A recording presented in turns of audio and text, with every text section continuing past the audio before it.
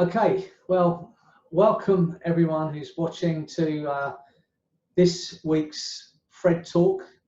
And this week we've got and I mean it truly, the wonderful Kaz Riley, who I've come to know over the last few years. We travel with kind of hypno circuit, conferences around the world, and we always have a good chat and good time together.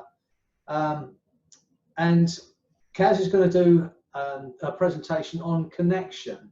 She'll explain more, but it's about connections in our relationships, in our friendships, in life in general, I'm assuming. Is that right? And how we can improve that with the understandings and the use of hypnosis, and how Kaz uses that within her client sessions as well. So it's going to be a great talk. Thanks for everyone for joining. I'm going to hand over to Kaz, and she's going to keep us fascinated for the next, as long as you like, really. You know, there's no limit on it. It's entirely up to you. But I'll come back in later, and Kaz, I'm sure will answer any questions that you want to ask. Okay. So have a wonderful time, and I'll see you all later. Okay. Thank you very much. Thanks for a lovely intro. Well, yeah, I mean, thank you, and everybody that's joining me or joining this webinar this evening, because I know it's Memorial Day weekend over in the States. It's a bank holiday here. I know that we haven't all got very much to do at the moment, because most of us are still in lockdown of some kind at the moment, but thank you so much for being here. As Freddie already said, my name's Kaz Riley. I've been a hypnotist now for 2 decades. I'm a clinical hypnotist, and my business, even though I go and I teach internationally, like Freddie said, on the circuit, I'm still very much a client-based, client-facing hypnotherapist with offices here in Yorkshire, and I work online a lot, even more so this past few weeks. So thank you so much for being here. I also founded something called Sexual Freedom Hypnosis, which is really about helping people connecting with themselves, connecting with their bodies, connecting with their partners. And connection really is the kind of mainstay that underpins just about everything we do with hypnosis, regardless of the type of hypnosis that we do. And I think that's really important when we kind of see it like that. If you're a stage hypnotist, you connect with an audience and then you get them to connect with themselves, to be playful. If we're clinical hypnotherapists, we really get people to connect in with themselves. And ultimately, whatever somebody comes and sees us for in our offices, it's all about connection. It's about a disconnection quite often. But I'm just going to kind of give you a little bit of a background story about my own journey from disconnection to reconnection, really.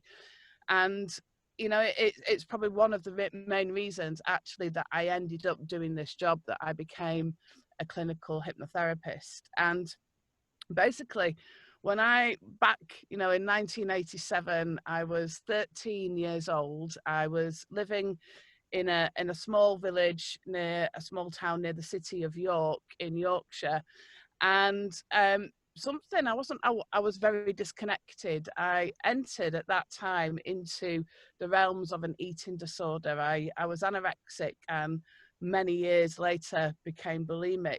But during that time, when that eating disorder had a real grip of me, I was completely disconnected. The way I describe it now to people when they ask me what that was like was being completely numb. I was disconnected from my own self, from my body, what I saw in the mirror, and what the reality was had no connection at all.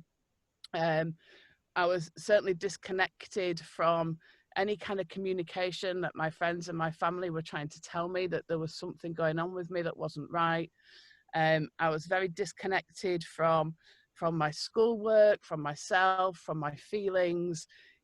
Everything was one big disconnection. And it was really the kind of real turning point for me when I started to reconnect into things was in 1989, when I actually fell in love for the first time. and I made a connection with somebody else.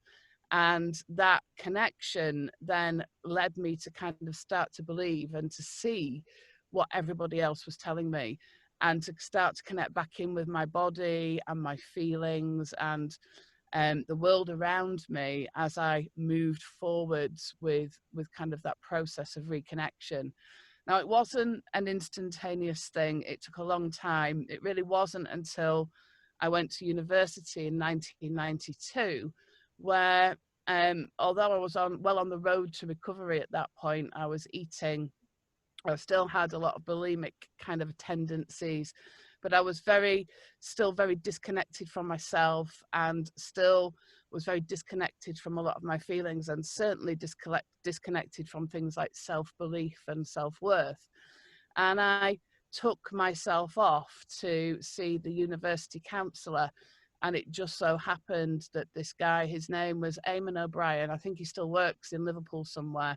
I will forever be indebted to him, but he also happened to be a hypnotherapist. And that was, for me, it was really where my reconnection started to accelerate. So I got connected back in with myself. I got connected back in with my studies. I got connected back in with things like self-confidence and self-worth.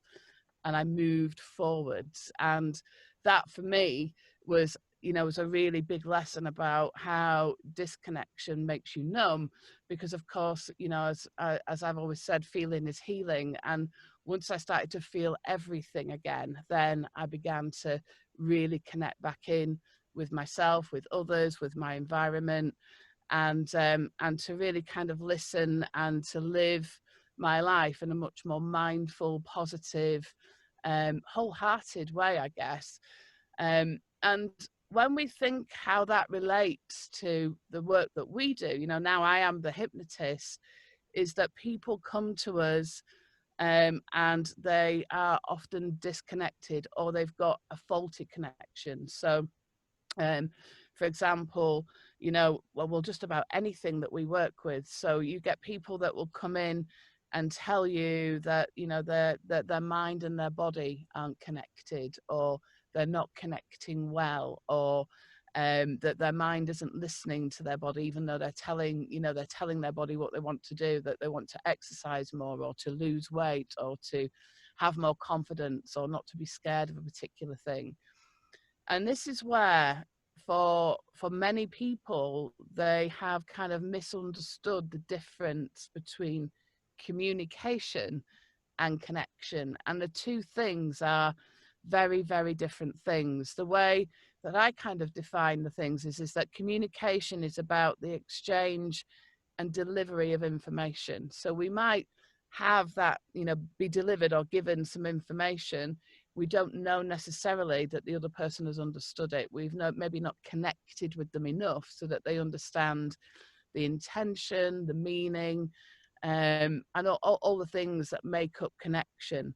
Connection really is about a state of being. It's about being completely immersed in our experiences, our feelings, our environment, our relationships.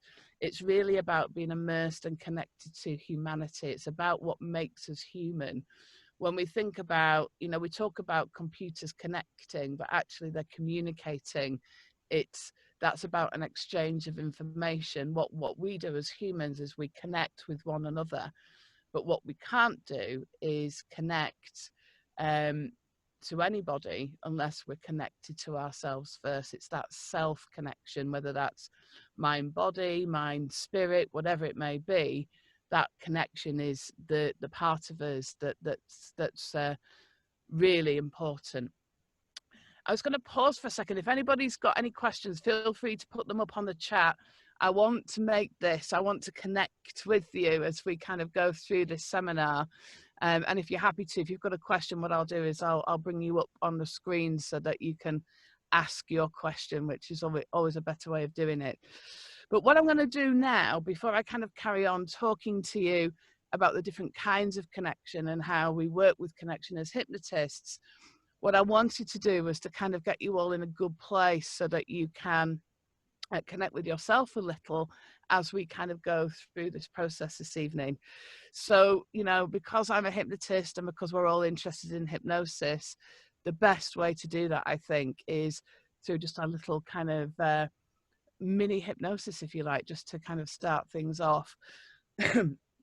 So what I'm going to get you to do, and it's kind of weird doing this when you can't see anybody, but I'm just going to trust that you're just going to go with the flow, is just take a nice, comfortable breath in and then just close your eyes. And just for a moment, I just want you to focus on your breathing. I want you to connect in with your breathing.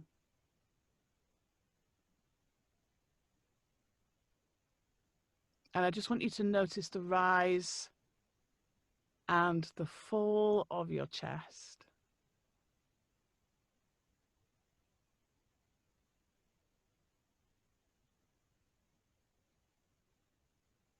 And just notice the breath, the difference of the temperature of the air as you connect in with the air around you.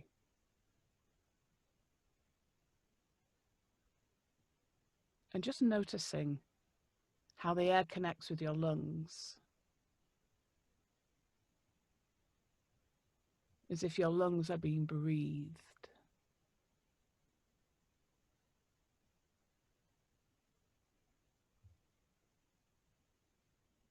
The air filling up your lungs with every breath. And as you exhale, that feeling of just letting go. And just moving that breath as you breathe in so that your whole of your body will eventually feel breathed.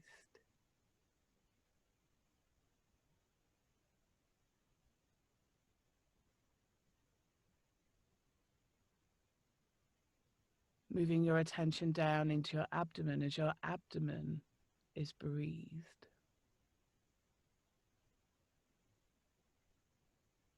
That wonderful energy, that life force, our breath.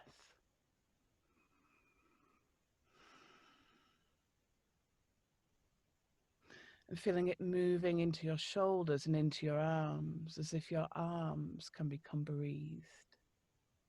Your hands breathed.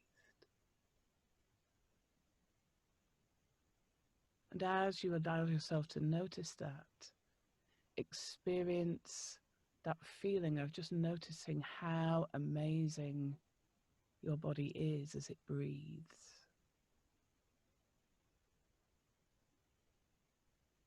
Allowing your legs and your feet to become breathed. The air moving in and the air moving out.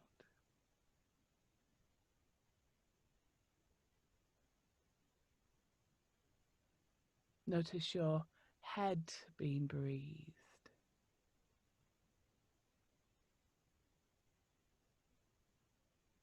Even your hair, if you've got more or less than usual, depending on whether you've had that lockdown haircut yet or not. Even your nose, your ears. As if your whole body is becoming connected to your breath.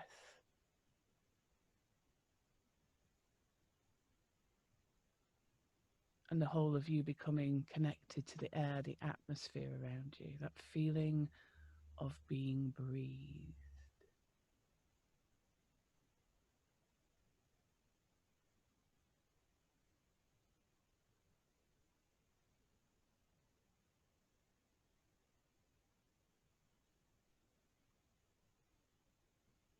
And just feeling that and experiencing that. And know in a moment as I count from 1 to 5 and you open your eyes again, bringing back that feeling of self-connection.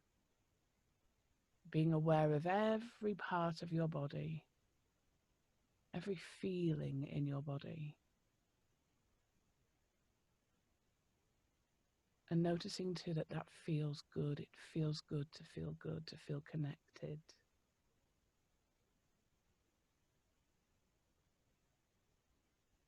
Wonderful feeling of being breathed, calm.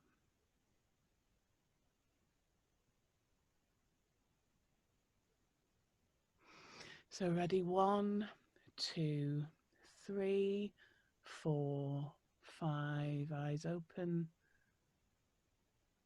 feeling wonderfully breathed and connected. There we go. Oh, there we go. That's one of my. I can see Freddie there smiling. Now, what I have 2 claims to fame as we move through this. One is that I inadvertently hypnotized Freddie Jacklin once, but we'll come to that at the end of this session. And the other one is that I've hypnotized Batman. In fact, 2 Batmen. Batman and Batman's sister, but 2 different Batmen. So there's my little claim to fame. There we go. Lush. Thank you very much, and a smile from Grant there. So connection. It's more than just about, when we talk about connection, and like I've already said, we often misinterpret that as communication.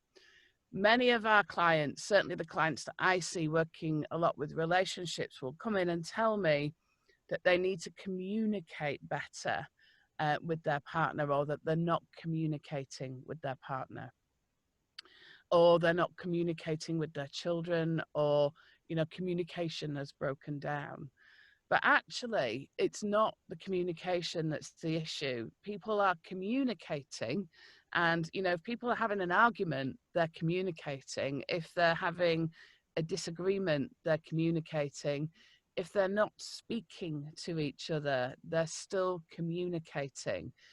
What they're missing is connection. And when we talk about connection, what we're really talking about is the energy that exists between people when they feel seen, they feel heard, and they feel valued.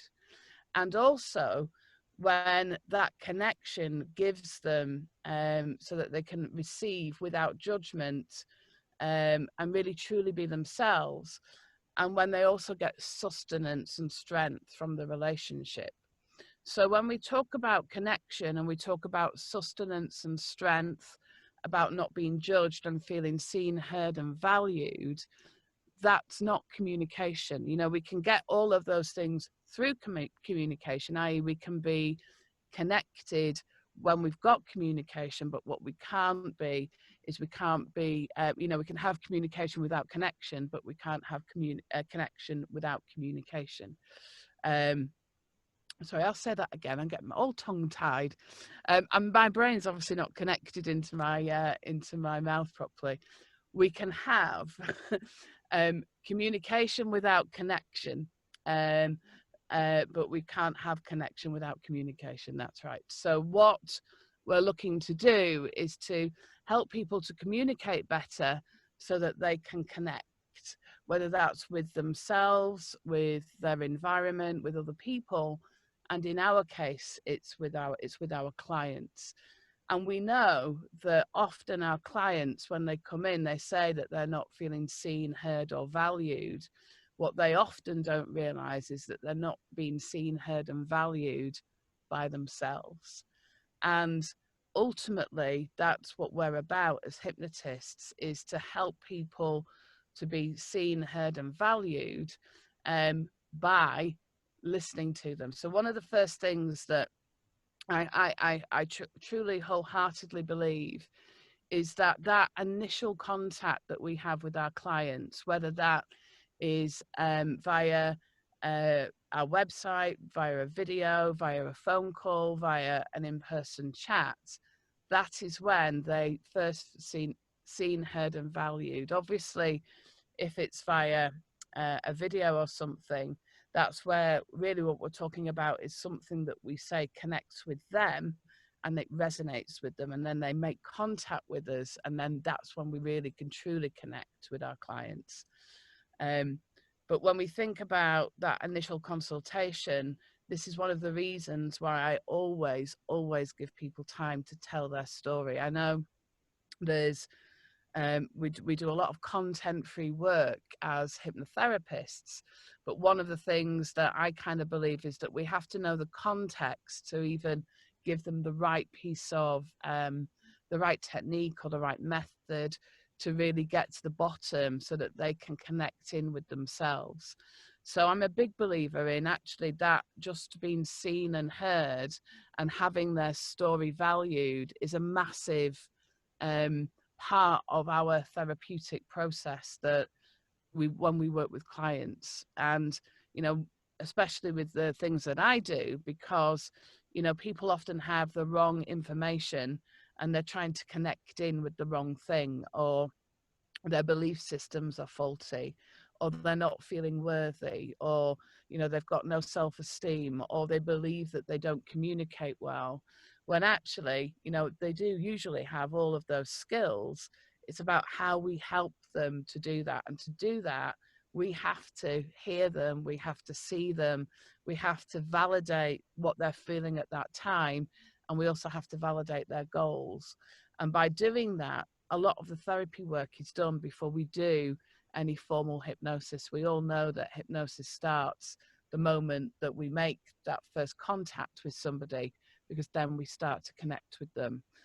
And the reason why people feel so disconnected is when we talk about what disconnection really is, it's a state of being isolated or detached.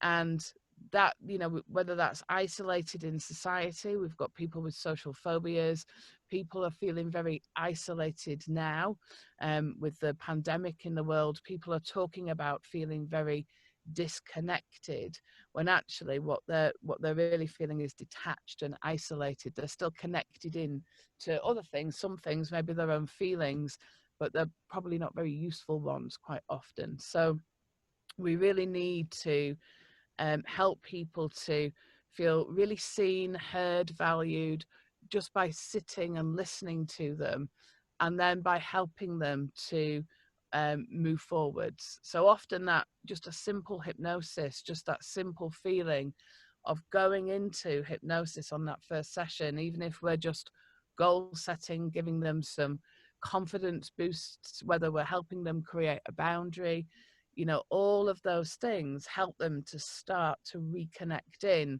with themselves. And, you know, all of those things we should really be doing as hypnotists as well. You know, our self-hypnosis, our checking our own boundaries, the way that we work, who we are, what we want out of life, helps us to connect in with ourselves. And then it's much easier to help other people connect in with themselves, because then we can connect with them, and we can kind of come from that place of mindful connection where we feel kind of very grounded, and then we can help other people to do that.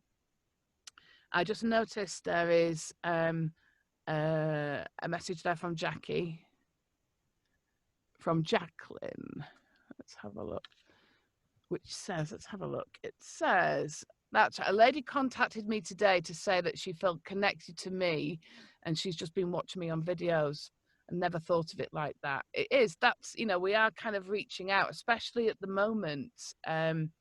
We're kind of reaching out to people with the videos. I know a lot of us have been putting out videos, have been sending our clients emails, we've been following things up just to let them know that we're there. And that's part of connection, isn't it? It's to kind of say we're here. And that, you know, falls into that valued part of connection, where people feel valued because we've put things out there for them to connect with, which I think is really important at this time. When we talk about kind of getting strength and sustenance from our relationships because we feel connected, because we're seen, we're heard, and we're valued, when we think about the good relationships in our lives, they're not always easy relationships. You know, this isn't about things running smoothly. This is about just having those things where we can say that we feel really comfortable within ourselves to be able to communicate, to connect, to say what matters to us, to say how we feel, to allow ourselves to feel valued enough to want to be heard, and to value ourselves. Because if we value ourselves, then that helps us to expect, I guess, that others will value us too, so that people are connected in with themselves, so they're not looking outwardly for value. And when we talk about you know, that fear of judgment, then actually what we're looking for really is approval. You know, we might fear being judged negatively, but we're kind of looking for approval. But all the time, usually, we're much more likely to believe the negative stuff, and rather than the positive stuff, which I think is really interesting. And how we connect with our clients and with ourselves, when we think about, you know, how that works in a therapeutic relationship, sometimes it is just being heard, isn't it? When that client really feels, you can see when we actually sit and speak to them and listen to them, that you can see almost a lot of their kind of anxiety leaves them. I know, certainly working with sexual issues, you know, just that judgment-free space that we hold for our clients is massively important, and they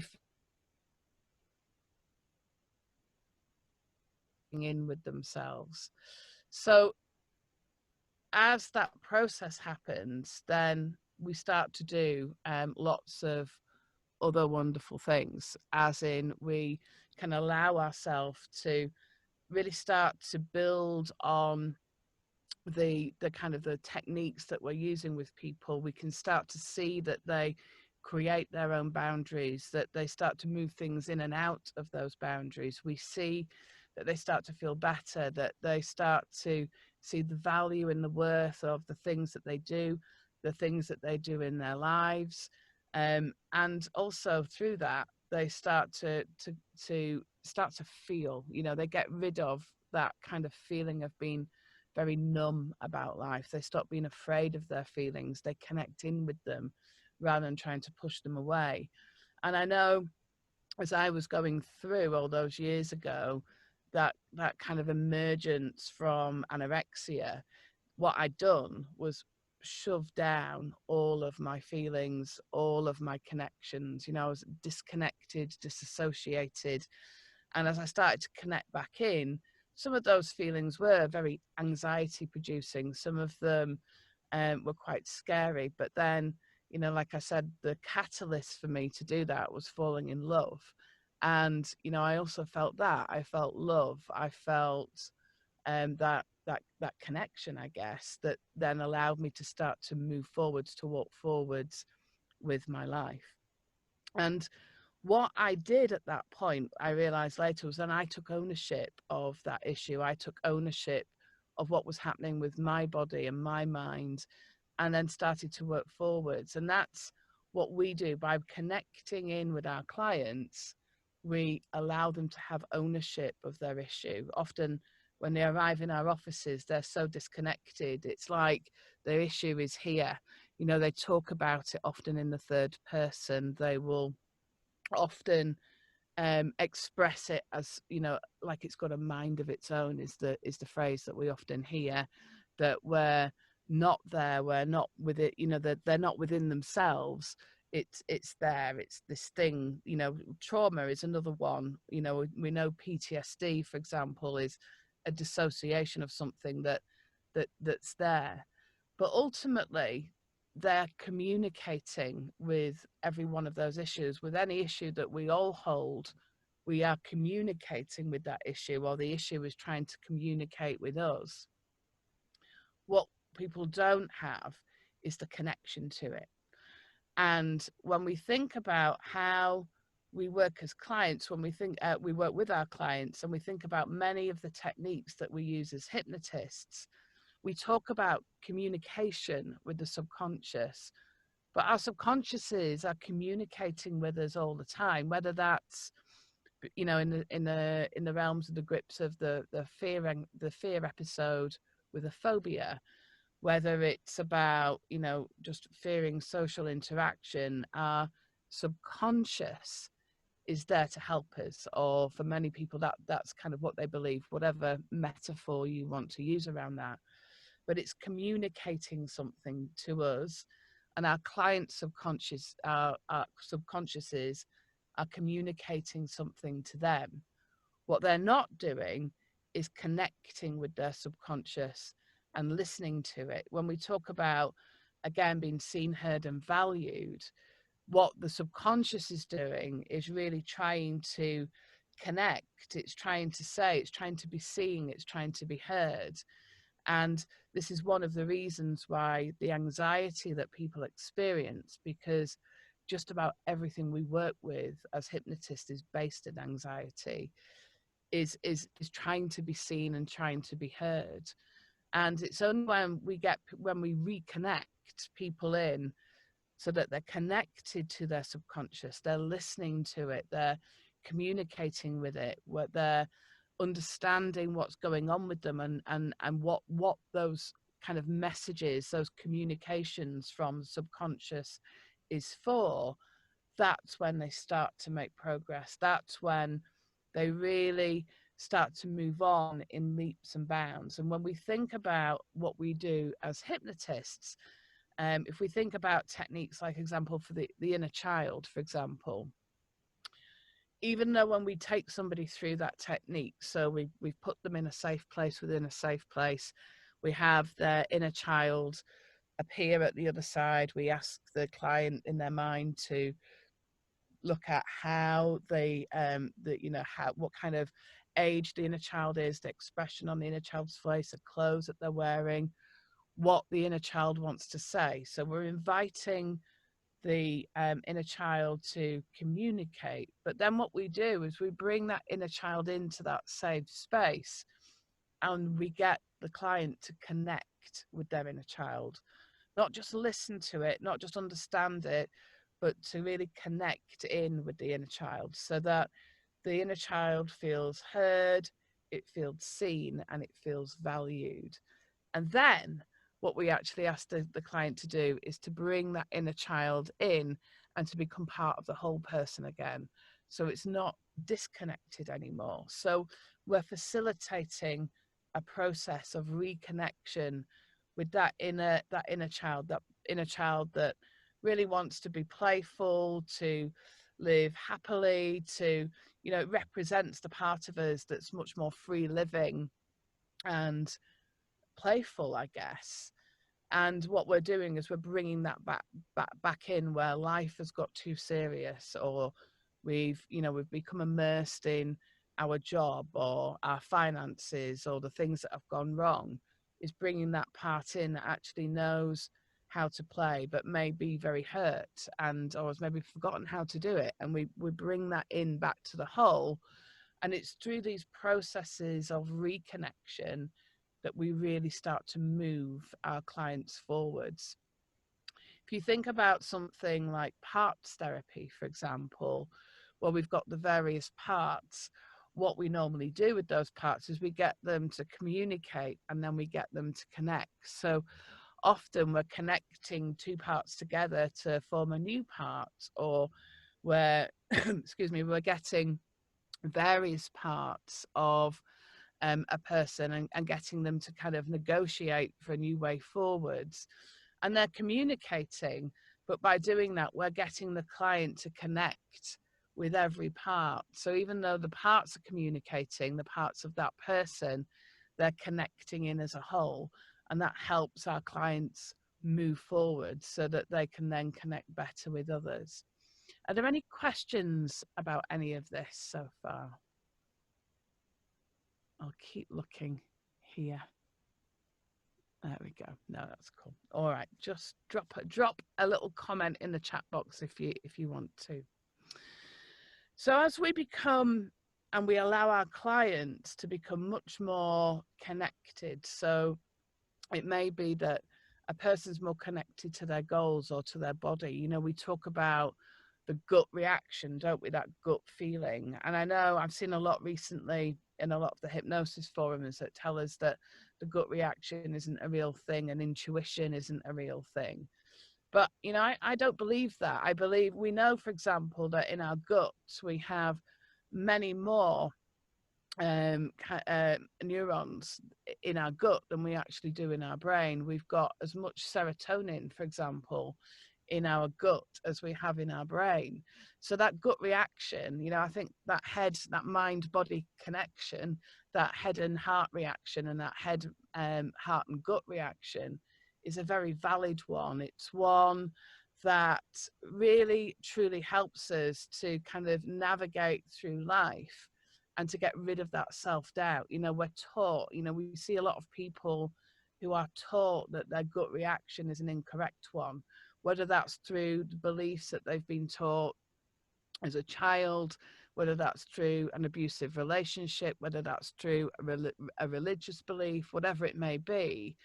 They're finding that they're kind of programmed to doubt their own gut reaction, so that the head and the gut are completely disconnected, or are connected in a negative way. And often what we're doing is really allowing our clients with that process of hypnosis, even sometimes just the process of going into hypnosis, just simply allowing people to be in that state and to feel, really provides them with that feeling of reconnection. They start to believe, once we start to tell them that their gut, you know, is trying to tell them something. We've all had that feeling where we've just had that gut reaction and we've ignored it, and then later, you know, we kind of said, I did know, but I didn't want to believe it, or you know, I just thought it couldn't possibly be true, or, you know, just that. And also the other thing where you just sometimes know that you need to do something, that you need to be somewhere, or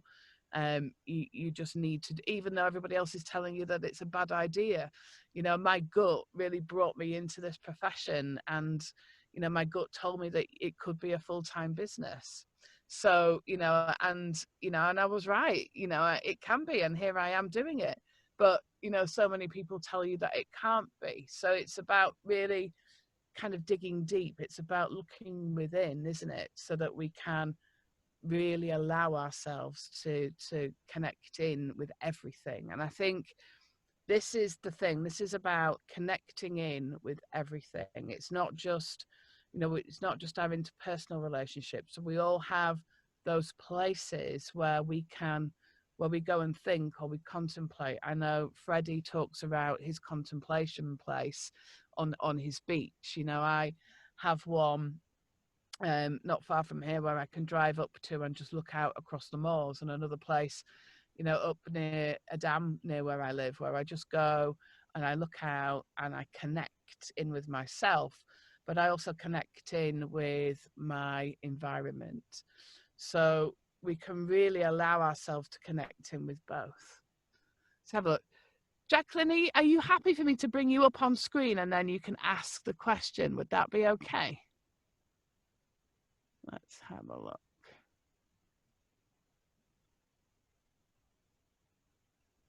I'll make you a panelist and then you can decide whether you want to do that or not.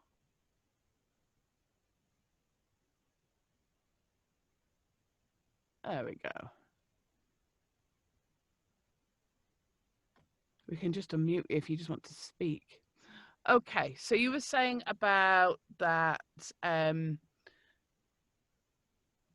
gut can feel a bit skewered if our thoughts are out of control, but as you say, our minds and bodies are always connecting and communicating, so it's important to listen, to spend that quiet time. And sometimes we can ignore it, but subconscious is so intelligent, it takes us where we're supposed to be anyway. I think it is, and I think you're right when you say that intuition versus social and learning constraints, and it's also about social expectation as well. I think that's a big one, about how we, you know, especially in the work that I do, when people have that communication and have that kind of gut instinct of how they want to be and how they want to live their lives, and then they're told that that's wrong in some way, that causes a kind of a real mismatch between our communication.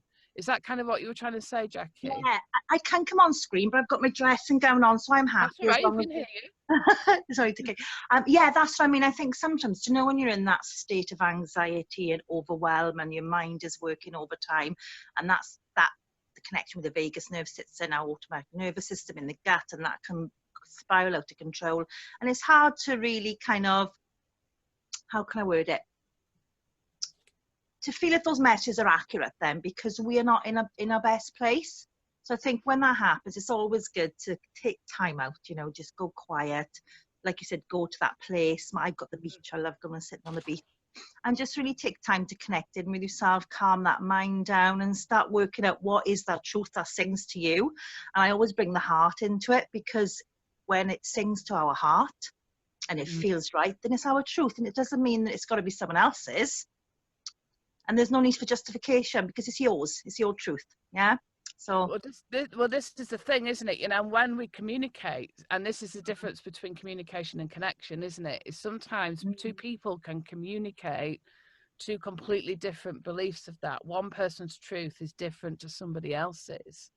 yeah. And this is why, you know, when we talk about some of these things, it's about, if you have a good connection with somebody, Yeah. have a communication that's very different and often opposite. You know, you can have opposite beliefs, but that connection is strong. Whereas if we're, you know, we're just communicating, we're just kind of imparting information, there is no connection there. So if we're connected to ourselves, we're sure about what our belief is, and we're sure about where we are with a particular thing.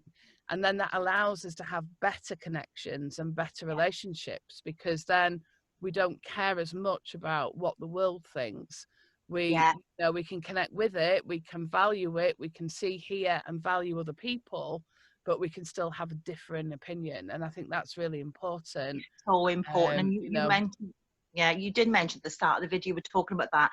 I think today a lot of people may be really sure of what they connect with, but it doesn't fit in with the ideology of those around them that love them. They might have judgment. I know for me personally, I'm 50 now, but my mother will still judge me even now for my thoughts.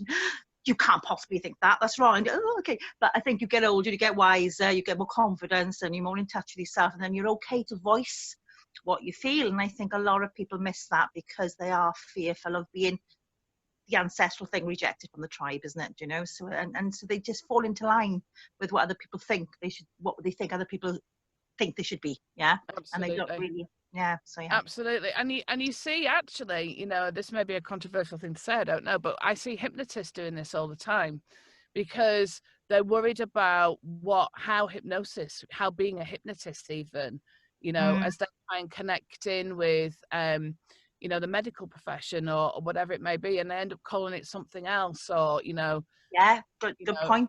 Yeah, you know, I see lots of, you know, and again, this isn't having to go at anybody, it's just a belief that I hold. You know, I see people call themselves change agents and mindfulness coaches and all this kind of stuff, who fundamentally to another hypnotist will call themselves a hypnotist.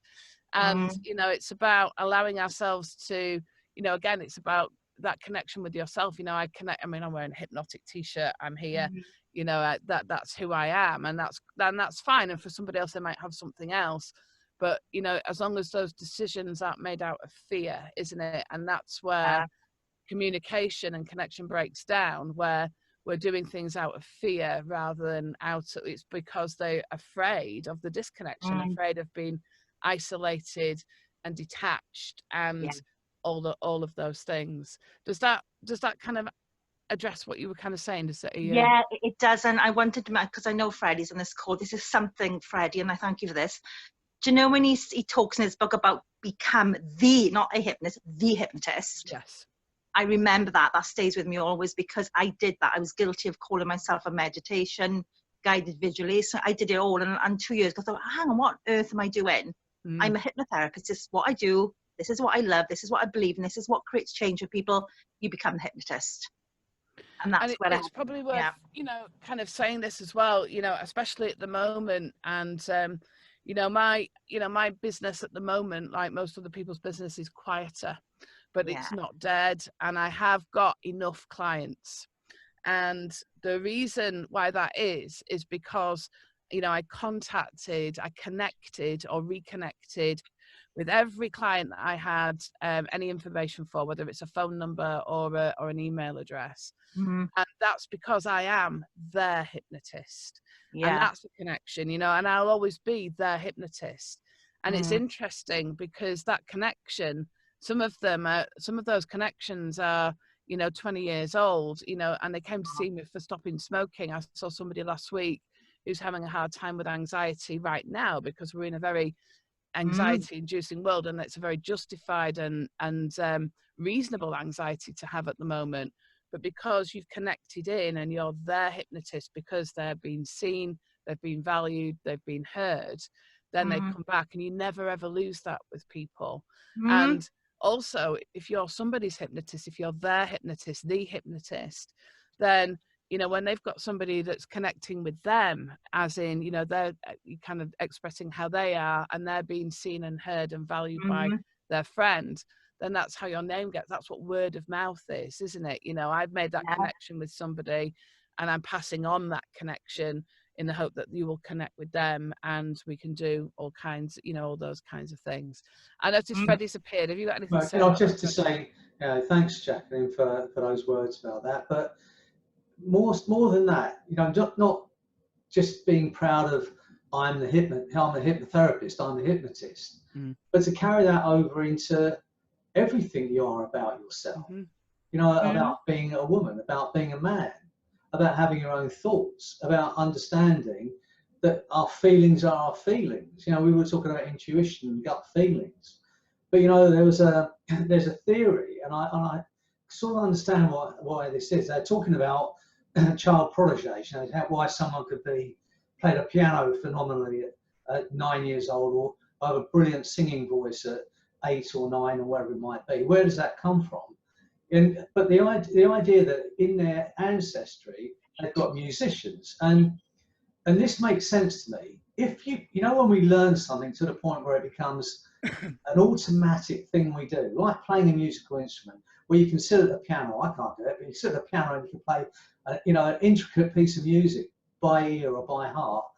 Once you get to that point, some of that learning or the intelligence from that gets dumped into our genes, and so then when we reproduce, some of that information is passed on to our children. It makes sense to me that when we learn something, that's probably why human beings continue to evolve as we do, because bit by bit, the next generation has some learning from the generation before. So when we're talking about gut feelings or intuition, you know, those feelings that we don't know where they come from, this just feels right to me, or this doesn't feel right to me, instead of going, well, it's just your intuition, it's not real, it's you know, to some extent. And I also say this about our unconscious.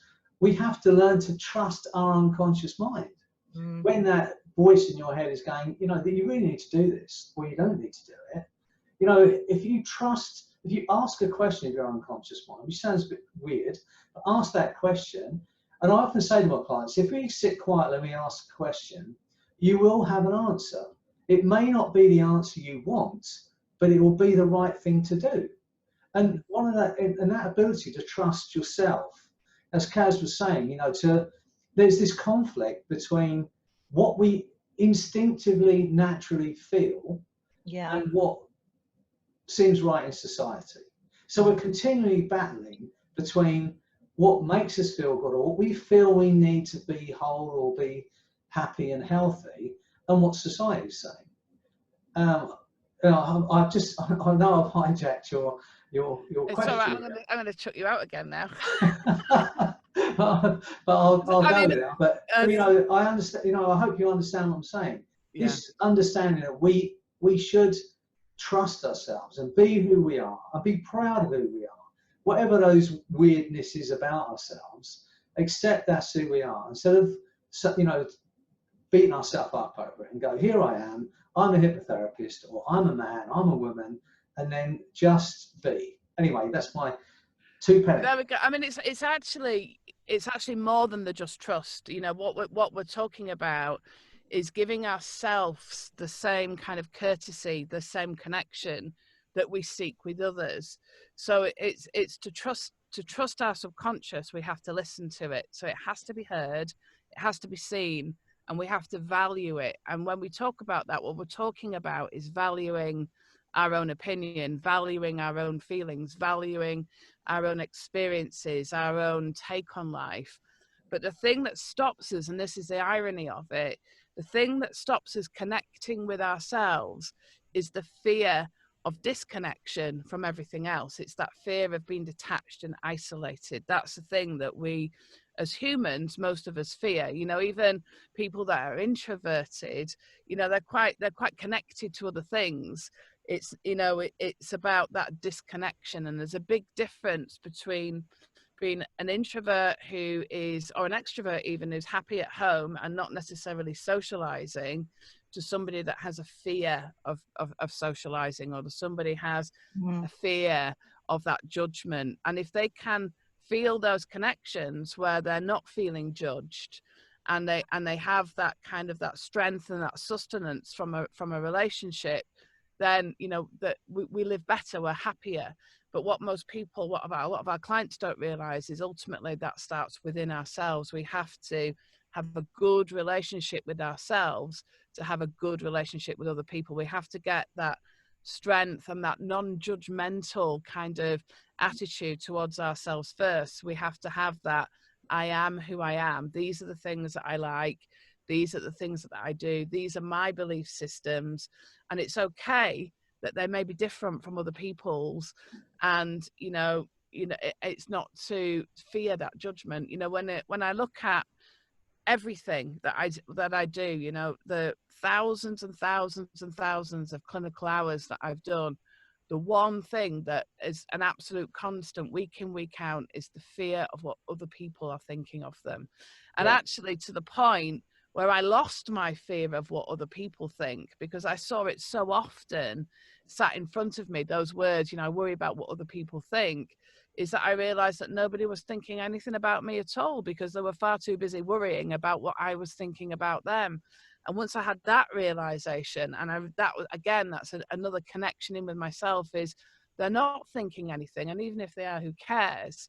But it then allowed me to connect in with other people more, because I'd lost that fear about what they were thinking. If you look at Brené Brown's work, for example, you know, what people are saying is that they feel, you know, vulnerable. You know, that's the thing. So it's that kind of fear of being judged, of being disconnected. And then as we connect back in, and then we connect back in with every one of our senses, you know, we allow ourselves to feel things. So, you know, if we, you know, people often say to me, why are you laughing? And I laugh all the time. I laugh, you know, I laugh when I'm happy. I sometimes even laugh when I'm sad. Why are you laughing? And I'm like, it's just the way I am. It's just what I do. And I'm not worried that, you know, that why am I laughing? You know, I kind of do. I'm, you know, ever optimistic. I'm, you know, optimistic to a fault. You know, some people might judge me for that. It doesn't matter. That's the way that I live my life. I choose to kind of believe that everything will come good in the end. That's just how I live my life. One of my goals well, the bottom line in all of the things I do, whether it's drugs, fear, anxiety, whatever it is, I want my client to understand their true worth and value. And because if we don't understand that, if we don't connect into that, then we're not going to look after ourselves. And so, although I'm doing all the other techniques, all the other protocols, all the time, in the back of my mind, I want that client going out of that room with a new understanding about their worth and their value. And that little thanks protocol that came up when I had that dream about Tom Hanks, which I won't go into here, but that thanks protocol, which is, you know, I recognize the good within you. Thank you. I care about you and I want you to be well.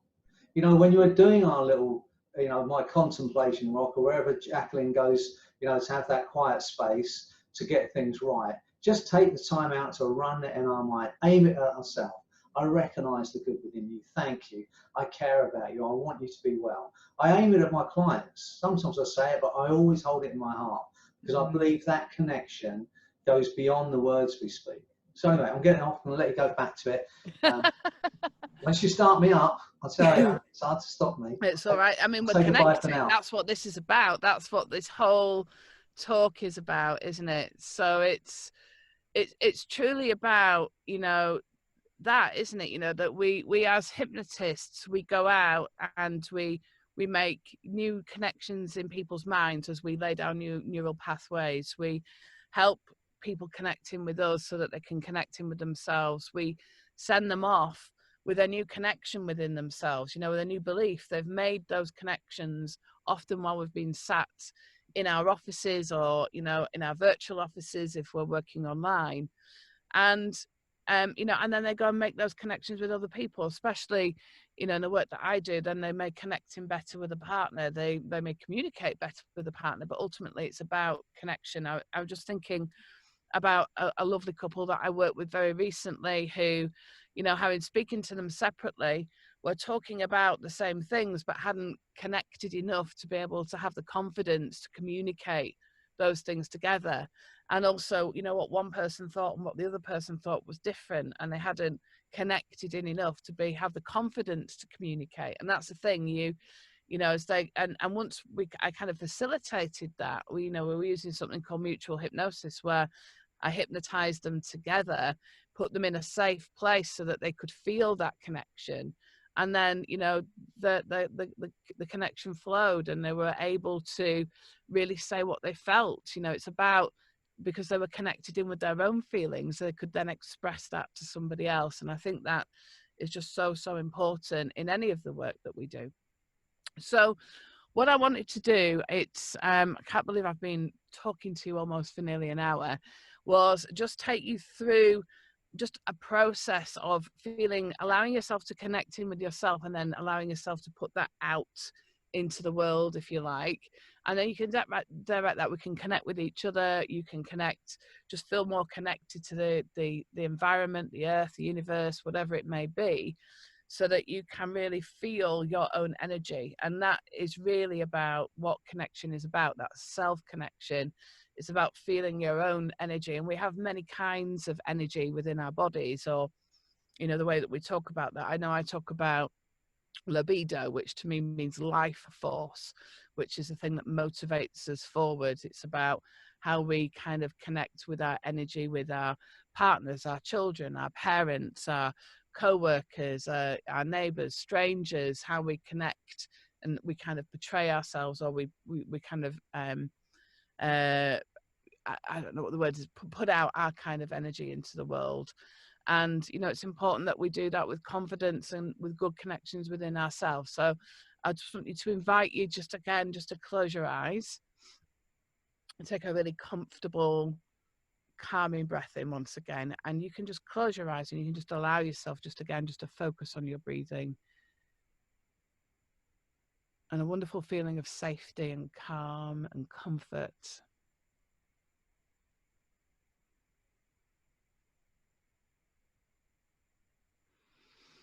And I really want you to notice just what you're feeling in your gut, the thoughts that are running through your mind,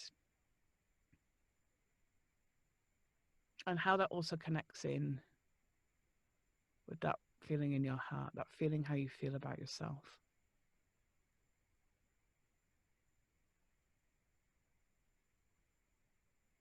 And I really want you to just feel that feeling of being very present.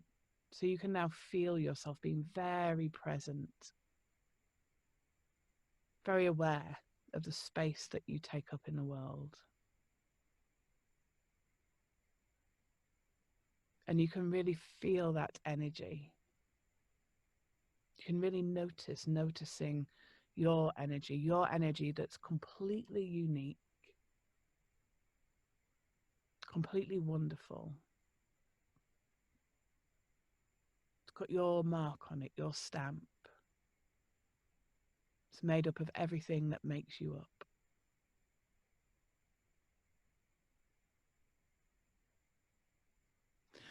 And you can notice as you really focus on that energy that it becomes more intense.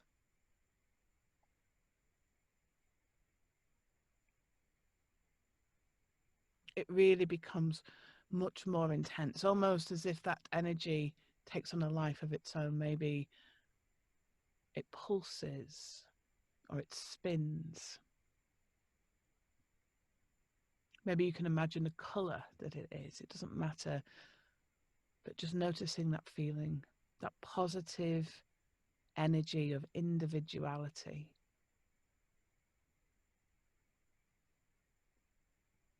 And as you notice that energy, I want you to give yourself permission to simply just be you.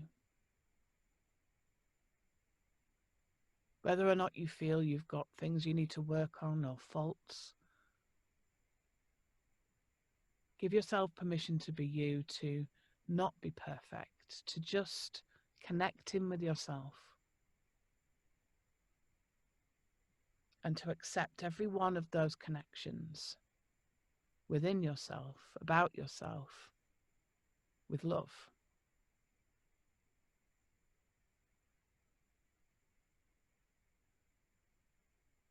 So that you are just simply you. And feel that energy of you filling up every part of you. So you can even feel it in your fingers and your toes, the end of your nose, and allow it to really begin to kind of pulse the very essence of you, if you like, your individuality and all the things that you offer to the world, that you bring to the world. Notice how good it feels to be you.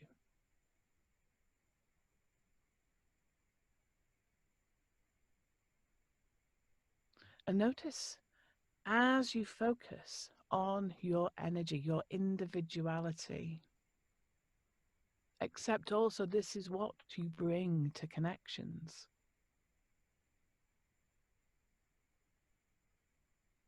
This is why every connection you have is completely unique, completely wonderful. And allow your energy to really grow, almost as if it can be projected out of you, can fill a room. Feel it filling the room that you're in. And notice that energy doesn't become diluted, it becomes more powerful, stronger. As you focus on your individual energy.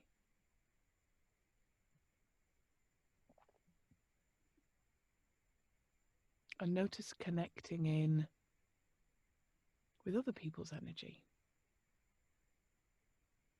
with your environment. Just allowing it to become stronger and stronger, more profound. Your vibration, your vibe. Connecting in, intertwining, intermingling, connecting, but still being your individual energy.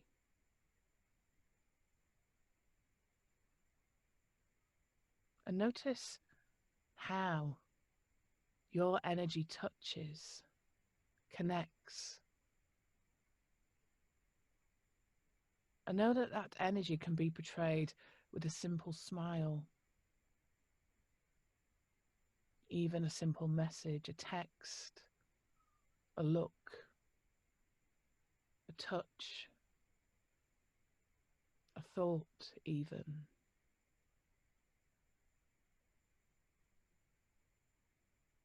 But be very aware of your energy and how it connects in with the world around you, the world far away, perhaps even in with the universe, that very unique individual vibration that simply allows you to be you.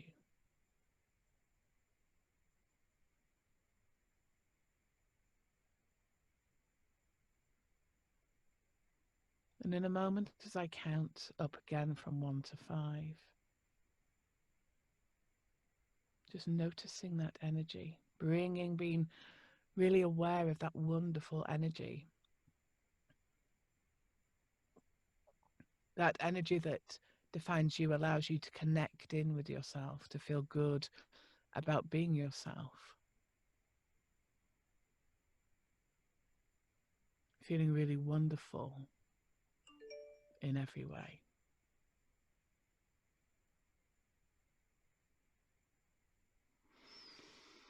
So ready, 1, 2, 3, 4, 5. I'm assuming everybody's back because I can't hear anybody. But okay, so kind of in summary with all of that, you know, we talk about the art of connection, but really it's those three words: seen, heard, valued, in an environment, in a situation that brings you strength and sustenance without feeling judgment. And that is what a true connection is, I think.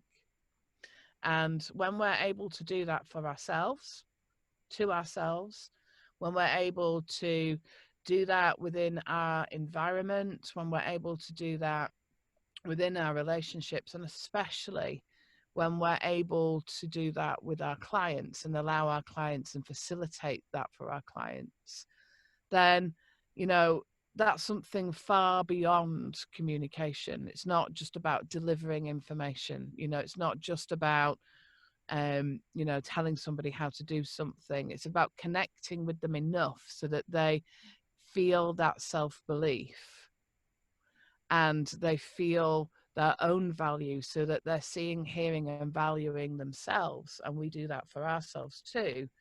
Then that's how we're allowed to do that. It's about living our lives in a way that's wholehearted, with every single sense of our body full of sensual intelligence. I know Freddie and I'll speak to you about that in a moment, but that truly is something, you know, when we can live our world where we feel connected to every sense of our body, then we can connect in better and more profoundly with other people. And you know, and that's something that's just fundamental, I think, to our happiness and our well-being as humans. So there we go. Wow, that was fantastic. I didn't want to come back out of that last trance. It was very, it was absolutely fantastic. So, oh, thanks, Kaz. If anyone's got any questions, please ask. Yeah, please do. But I'm sure that everyone enjoyed it as much as I did.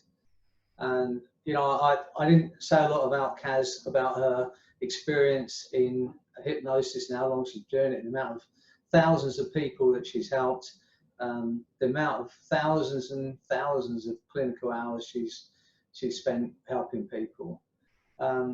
So I just got to thank you for that, and thanks for the experience. That's 3 times you've hypnotized me now. 2 times I was aware of it, and once not. I want you in. But there we go. But Kaz and I, we ran a workshop last year in Las Vegas, and it was called Sensual Intelligence, and it was about connection. It was about connection with ourselves, connecting with our partners, connecting with the people around us, and just allowing ourselves to feel. As Kaz now got this catchphrase, you know, feeling is healing. But it's true, it is, you know, and we were talking, as Kaz was talking there, about this separation or disconnect from what we feel and what we feel we should be doing. And that's a tough thing for most people. And on that course that we ran, we spoke about that. I ran some techniques for getting people to connect with themselves and others, and Kaz had some wonderful techniques there. What were the names of them? One was the Kaz ball.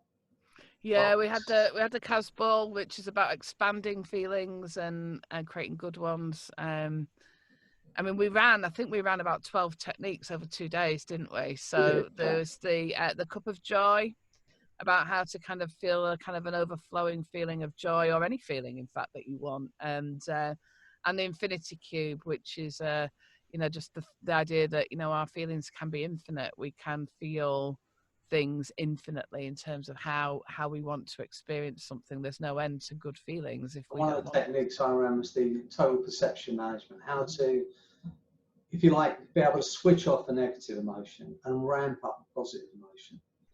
So there's some great techniques, and we've got that out as a product now, haven't we? So if anyone's watching, you're interested, where will they need to go, Kaz, to find that? So it'll be on my website, your website, I'm sure. Yeah, there's the Sensual Intelligence website, which is sensualintelligence.vegas. What we have got at the moment is we've got like an early bird. So for the next 21 days, when Freddie and I taught this, it was actually, I think it was over $500, wasn't it? It's a full 2 days. It's over 7 hours that it's been edited down into 7 hours of training. We are going to sell it for $97, but at the moment we've got it on an offer for $57 if you're quick in the next 21 days. So you get 7 hours of training for $57. I think there's 12 techniques in there. All the things like you were saying, like there's the arrow in there, there's the total perception management, there is the infinity cube, rock the Kaz ball, trance circles, self-integration dissociation, Cupid's arrow, and a whole lot of other just kind of tidbits in there, talking about how to facilitate sensual intelligence, which is really living with every one of your senses, which ultimately helps people to connect, so you can connect in with yourself. So yeah, of course you can share whatever you like in the UK women's group, Jackie. And this is being recorded, so you know, if you know anyone that's missed it because of time zones or whatever else, it will be on my website, it will be on YouTube, sure it'll be on Kaz's site as well. But you know, if you're interested in training with us, then I would suggest you have a look at that sensual intelligence training that we're running. It is, I have to say, I'm saying it, you know, I know it's our thing, but it is such good value. It's 7.5 hours of training for something like $57 or something. So if you're interested, go to Kaz's website and you know, and buy it. That's it, really. Yeah, it'll be on my website, but as I say, we have got sensualintelligence.vegas, so that will just take you straight to that course as well, which is pretty cool. And it's a good intro as well. It was 2 days of fun, wasn't it? It was really good fun. Training was great. So yeah. Well, I've got to thank you again, Kaz. It was phenomenal, and you know, I love what you do, and so does thousands of other people. And you're changing people's lives, and you walk the walk. You know, I have to say about Kaz. When she talks about connecting with yourself and trusting yourself and being happy with who you are, Kaz lives that, and that shows in everything she does. So thanks again, and thanks for everyone who's joined us this evening. I hope you've enjoyed it, and I'll see you again soon. All right. So anything else you want to say, Kaz, before we go? No, just don't be afraid to connect with yourself. You know, that is my, you know, just allow yourself to, you know, just to be you. You know, I know that's kind of a bit of a cliche, but, you know, I think as hypnotists especially, that is what we have to do to move our profession forwards, you know, and to just go with it. So thank you so much, all of you, for taking your time out to come and listen to this Yorkshire lass waffle on about all sorts. But I hope you've enjoyed it. And what's your website, Kaz? I'll put it on my website.